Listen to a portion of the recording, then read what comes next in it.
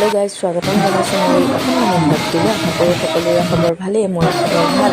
আজি হৈছে ভাগৱত পাঠৰ সামৰণি, 4দিনীয়াকৈ হৈছিলে। আপোনালোককো অকণমান দেখাওঁ, চাই থাকিব ভিডিঅ'টো।